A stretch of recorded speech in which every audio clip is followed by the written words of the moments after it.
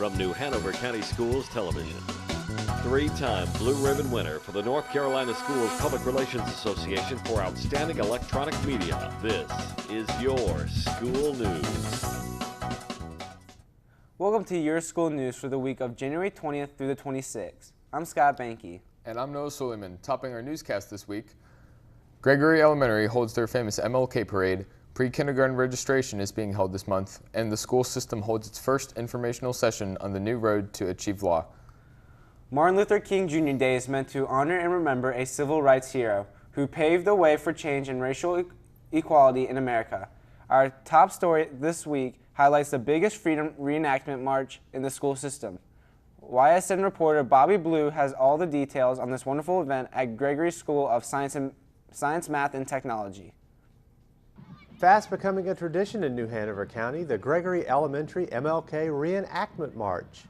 Leading up to the event, students got lessons focused on messages of tolerance. Students discovered the dangers of stereotypes and how to burst stereotypes that unfairly label individuals or groups. During our literacy block, we encourage our teachers to have students read and to learn about Dr. King's life and his legacy, because Monday is not just a day off. We honor him because we have so many freedoms and opportunities for our students, and because they are so young, we want them to be aware of his work and how meaningful it is for their lives today. Gregory students also took part in activities that reinforce the idea that one can't always judge the quality of a person by his or her appearance. Sometimes people can be appreciated for their differences. Well, what I learned this week is that Martin Luther King was an important man in our history. He cared for equal rights, and he was part of the civil rights movement and the March on Washington. This means to me that he is a man who fought for freedom. Whether you're Hispanic, black, white, Asian, whatever, God made everyone the way it should be, and it doesn't matter your race or your skin. It just matters what's in your heart. After each lesson, students began making posters and banners they carried in the parade. Posters that encouraged peace, tolerance, a stop to all war, and wishing Dr. King a happy birthday. Former Gregory principal Emma Jackson served as the Grand Marshal.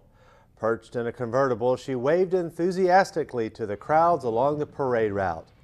Adding extra excitement to the parade was the addition of the Marching Wildcats from New Hanover High School.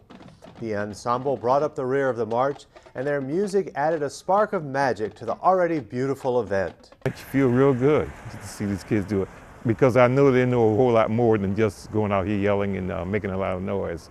They have been given the information and have learned quite a bit about it in the classroom, about Dr. Martin Luther King. The reenactment carried the students around Gregory and Williston Middle School on 10th Street. All grade levels participated, and the parade reenactment was a wonderful culmination for the students who had learned about Dr. King's life, his work, and the purpose of observing the Martin Luther King Jr. holiday. The march ended at the front of Gregory with students, staff, and a large crowd of spectators joining together to sing "We Shall Overcome." Reporting for Your School News, this is Bobby Blue.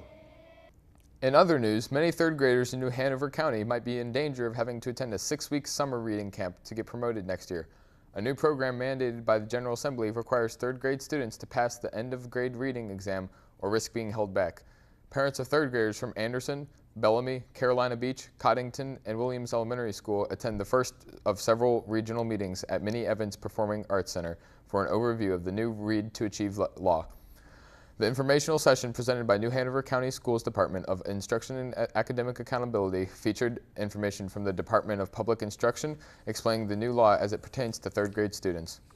The meeting also outlined information specific to the district's response to the law and plans of implementation. It is important for parents to attend these meetings, whether they be the regional meetings or perhaps some of the individual meetings that schools are having on their campuses. It's important for parents to attend these meetings to make sure that they understand the law and are able to support their children in being successful in third grade. Once again, under the new state law, a third grade student who scores at level 1 or level 2 at the end of grade reading exam given in May and June can be retained. Students may still be promoted if they fall under one of the 5 good cause exemptions, such as of already not being promoted twice, having a disability, or having a reading portfolio of the work showing they're proficient. New Hanover County Schools plans future meetings with other schools to discuss this new law and its impact on students in our school system. Students from all 4 of our traditional high schools have been selected for the 2014 Eastern District Honors Band. This exciting selection of students sets a record for New Hanover County and is the first time a single county has had such a large percentage of students to be selected for Honors Band. Jamie Stafford joins us with the details on this exciting story. With the start of the new year, band students from the 4 traditional high schools in the county traveled to Greenville Rose High School to audition for the Eastern District Honors Band. The students had to learn 7 or 8 scales, multiple octaves, the chromatic scale for their instrument, and a full solo as selected by the state of North Carolina. Then they performed for a set of judges who ranked them against their peers and determined who will make the band. There were a total of 190 students selected during the audition process from 30 counties and up to 64 high schools. New Hanover County's 4 high schools had 37 students selected, which is 20%, or 1 out of every 5 members from the band. Students who made up the group were from Ashley High School, Abby Shibley, Aver Jans, Clara Haregrog, Jenny Herod, Maddie Slaughter, Paul Atkins, Josh Johnson, Seth Hollinsworth, John Reyna, Noah Marney, Zach Miller, and George Mayo. From Hoggard High School, Jacob Hardison, Ryan Hardison, Evan Linnett, Noah Robertson, Abby Orta, Constance Chadwick, and Lauren Lamateo. From Laney High School, Christine McDowell, Victoria Jeffords, Zion Perkins, Nathan Caldwell, and Joseph Petruski. And from New Hanover High School, Riley Ferguson, Drew Cummings, Ben Woodcock, Cliff Poland, David Puritz, Thomas Lee, Bradley Terrell, Ellie Kerr, Savannah Buffkin, Destiny Wynn, Rachel McCoy, Emily Russell, Emily Giddings. These students will travel to the campus of ECU in Greenville on January 31st and February 1st to rehearse and perform with the other members of the All-District Band. They will spend 2 intense days rehearsing and then perform a concert on Saturday night the 1st. The concert is free and open to the public. The concert will be in the Wright Auditorium and begins at 5:30. Reporting for Your School News, this is Jamie Stafford.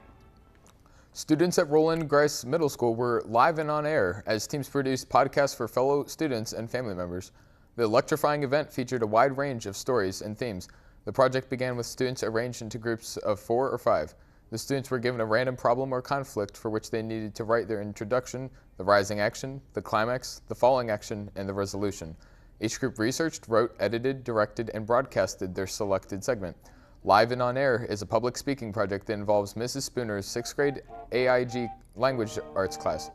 The goal of the project is to develop, teach, and help improve the public speaking skills of students, while also teaching the 5 elements of literature. The students practiced presenting the scripts and then performed for an audience that included peers, teachers, and parents. Podcasts include mystery stories, realistic fiction, and wild fantasy. The school system's pre-kindergarten registration is being held this month until January 31st. In order to be registered, your child must be the age of 4 or on or before August 31st, 2014.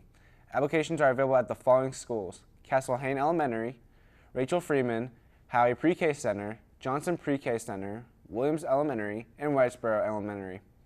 The documentation that parents must provide to register their children are proof of New Hanover County residency, income verification for 2014, photo identification, birth certificate of a child, social security card of the child, child's updated immunization record, if necessary, guardianship of custody papers, and individual education program documentation should also be available.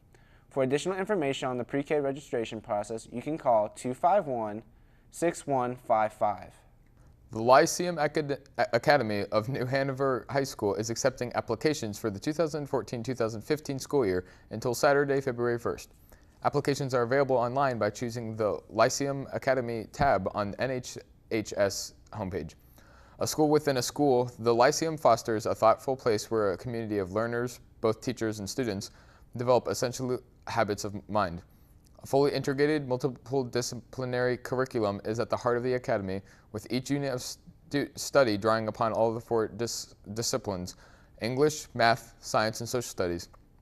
This 2-year program allows the faculty to develop a strong advisor-advisee relationship, since they are not only serve as instructors, but they will also assume homeroom responsibilities for these students as well. It's science fair season at elementary schools around the county. In preparation for their participation in County Science Fair this week, students at College Park showcased their projects in the school science fair. The fair featured a host of clever and unique projects. The classic volcano models, projects that focused on plant growth, electric circuits, and acid-based changes detected by red cabbage juice were all present. Science fair are an interesting and important event that are designed to get kids' imaginations fired up and get their creative juices flowing. This year's College Park Elementary Science Fair featured fun, hands-on activities that allowed families was great up-close experience. The fair featured dozens of projects exploring topics as diverse as buoyancy, psychics principles, and cellular structures. Judges interviewed all the students and examined each project closely. Their final selections will advance to the County School Science Fair, which is Thursday, January 23rd at Murray Middle School. Now, when your school news continues, Creed Razin is here with this week's exciting lunch menu forecast. Plus, coming out, Riceboro Elementary held a cultural arts night, and we have the highlights. This is your school news on cable and online. Don't go away. We'll be right back.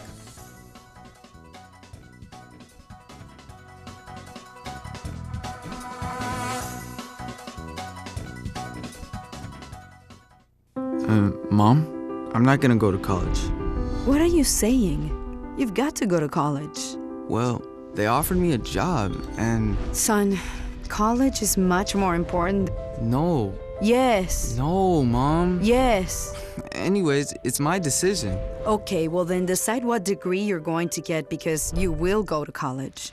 Their tomorrow depends on your words today. The Hispanic Scholarship Fund has the information you need to help your kids go to college. Welcome back to Your School News. This month, our B block is devoted to a series of reports on school buses. New Hanover County Schools Transportation Department operates one of the safest school bus fleets in the state. Bus transportation is provided to elementary, middle, and high school students living at least 1.5 miles from their assigned school. All bus drivers must be 18 years or older and pass a bus driving training program designated by the NC Division of Highways and licensed by the NC Division of Motor Vehicles. During the month, our series, The Big Yellow Bus, will focus on driver training, care and maintenance, school bus safety, and the latest in school bus technology. Maintenance keeps these vehicles in tip-top operating conditions. With the state budgets increasingly being hurt by current economic situations, proper maintenance schedules can quickly identify and fix vehicle maintenance issues of paramount concerns to the school districts. Vital to this is the school bus inspection program, not only by drivers to make sure the school bus is ready to pick up and drop off children, but to report potential problems to the maintenance staff. This week in our Big Yellow Bus series, we look at school bus maintenance and the important role it plays in keeping students safe. We get the report from Cassie Williamson.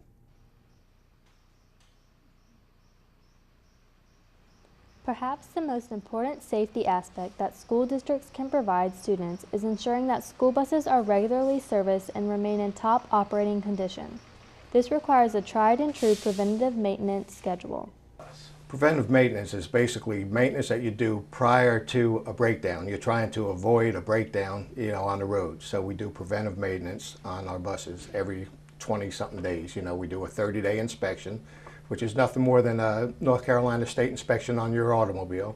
We check over the bus, brakes and everything, make sure everything's okay so it doesn't break down.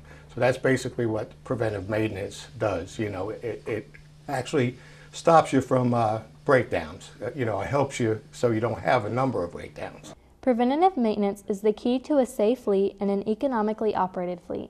School buses must be inspected on a scheduled basis by a qualified mechanic. Lubrication is necessary to extend wear points. The amount of wear in many areas can be measured. Replacement of component parts can be done before failure occurs. We see buses every 5,000 miles. You know, it can be from an oil change to a brake job. You know, there's different things we do every 5,000 miles. You know, like I said, first will be an oil change, the first 5,000 oil change. Second one may be the front brakes, you know, you check the front brakes. And then usually the third one is a complete brake job, oil change. We go through the whole bus, you know, and find out anything that's wrong with it. Today's school buses utilize intricate computer programs to run virtually every function, from the engine to brakes to lighting. And the advent of GPS, routing, and maintenance software has the capability to provide in-depth vehicle diagnostics. This requires technicians to be trained with advanced certifications. Unfortunately, we don't get enough training. You know, everything's kind of hit and miss. You know, we learn as we go, you know, and that's unfortunate, you know, because if we got more training, it'd be a lot better. Daily inspections and expert handling can prolong the life of a bus and increase its service quality. Last year, Governor McCrory signed into law new school bus replacement rules. Previously, school districts had to replace their school buses after they logged 200,000 miles or reached 20 years of age. And now a school bus is eligible for replacement when it is either 20 years old or has been operated for 250,000 miles. The effect of these changes on maintenance costs and a bus's serviceability is still unknown. Basically, the biggest thing, as they get older, you find more oil leaks, fuel leaks, you know, the hoses get dry rotted. You know, I would say that the leaks are the biggest thing. In a county as small as New Hanover, you know, with the stop and go, you know, we run into a lot of problems with brakes, transmissions, you know, as they get older. The goal of the Transportation Maintenance Department is to see that New Hanover County school buses are maintained in the most cost-effective manner possible in accordance with board policy and federal and state guidelines.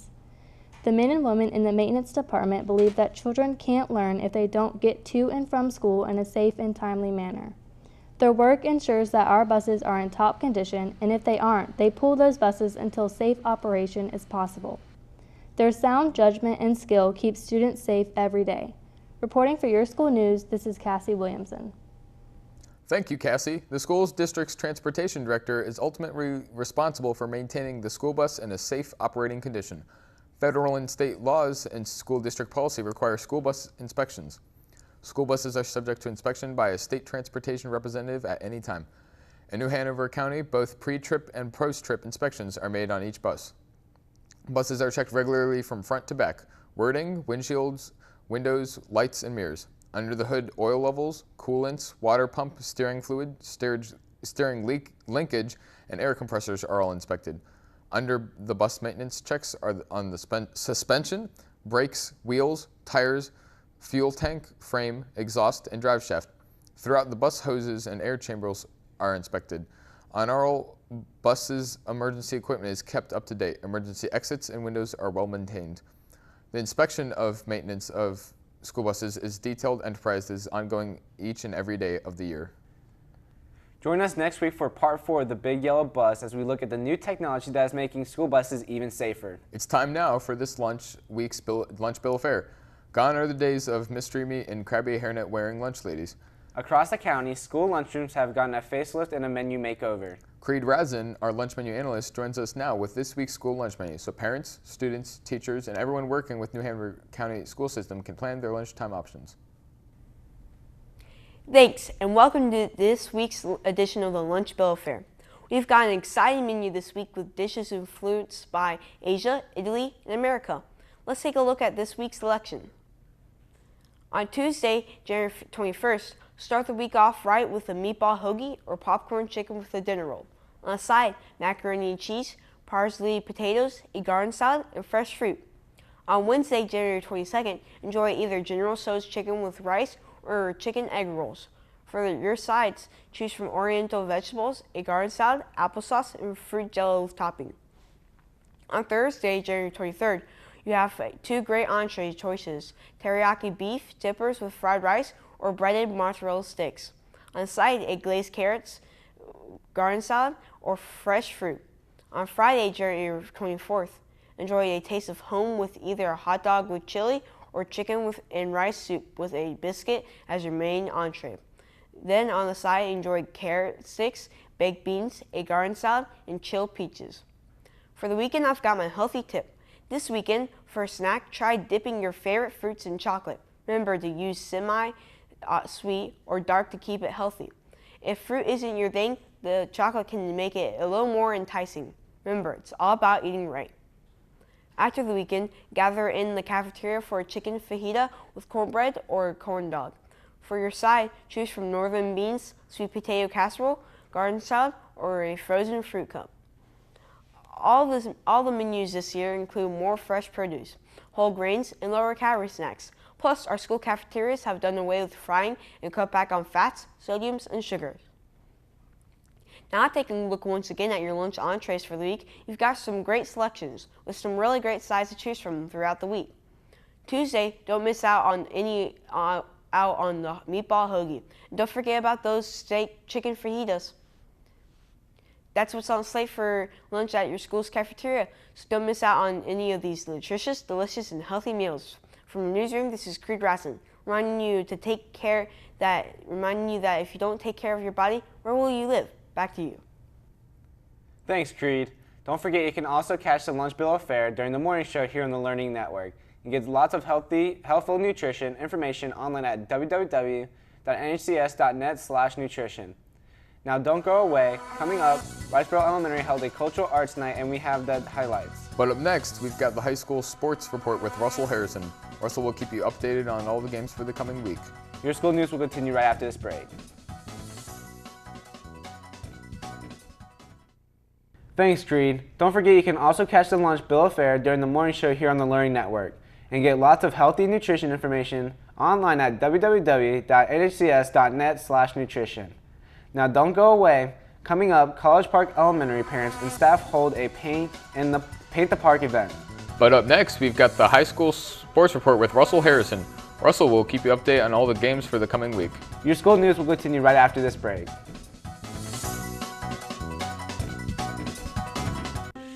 A boy born in Joplin, Missouri was fascinated by anything with wheels and a motor.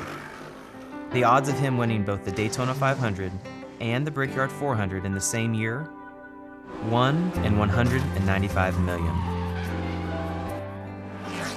The odds of a child being diagnosed with autism? 1 in 110.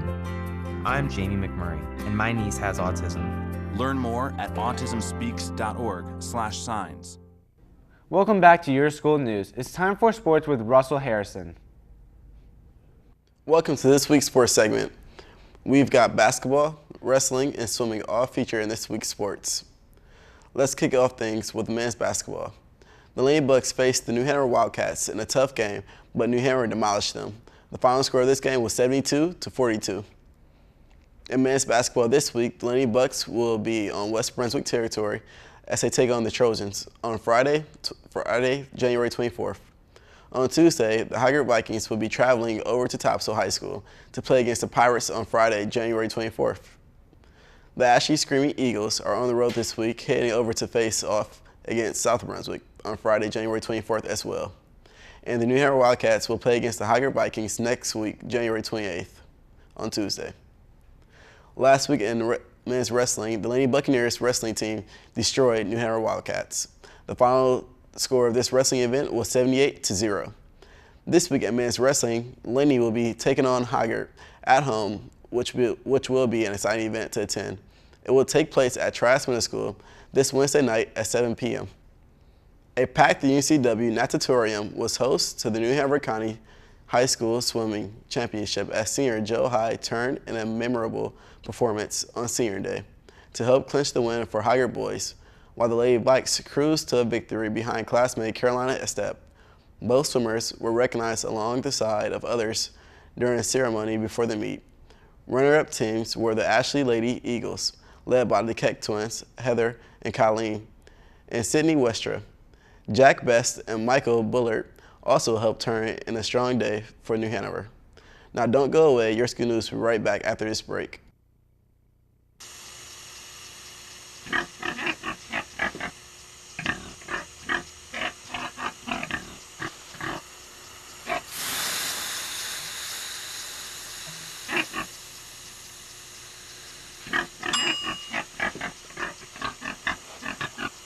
Cook foods to the right temperature using a food thermometer. 3,000 Americans will die from food poisoning this year. Keep your family safer. Check your steps at foodsafety.gov. Welcome back to Your School News. Wrightsboro Elementary held a cultural arts night designed to celebrate our diversity. The gallery walk was inside the school's media center, and it featured a display of visual arts created by all grade levels and various art media. On hand to guide visitors through the art gallery were student docents who answered questions about the artwork. All types of artwork was presented, giving those in attendance a real eye-opener at the exceptional talent of the students. This is an example of third grade. I would say, I think first grade through fifth grade did some Native American Indian pictographs, which is picture writing, and distressed the paper so that it looked like animal hide. So we have a lot of examples of this type of work. First grade through fifth grade students did self-portraits a little bit earlier in the year, and they had to study the features of the face and add lots of detail, lots of bright color. So they first drew it out with pencil and then went over it with a Sharpie pen and filled in with color. And most all the students did a really, really great job with that. And Wrightsboro's Cultural Arts Night was a night full of entertaining and creative activities.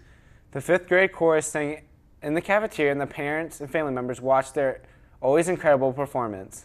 The night also featured a physical education demonstration as students showcased the skills and objectives mastered in PE classes.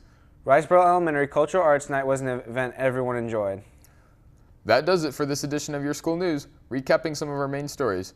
Gregory Elementary held their famous MLK parade. Pre-kindergarten registration is being held this month, and the school system held its first informational session on the new Read to Achieve law.